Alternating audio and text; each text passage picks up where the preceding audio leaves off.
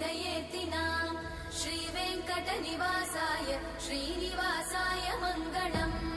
लक्ष्मी सविभ्रमालोकसुभ्रूविभ्रमचक्षुषे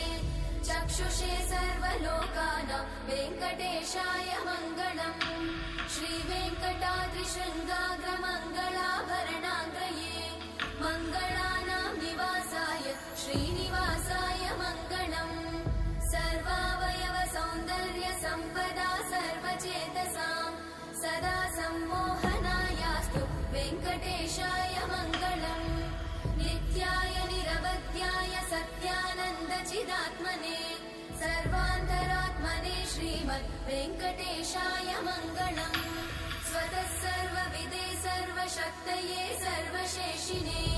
सुलभाय सुशीलाय वेङ्कटेशाय मङ्गलम्।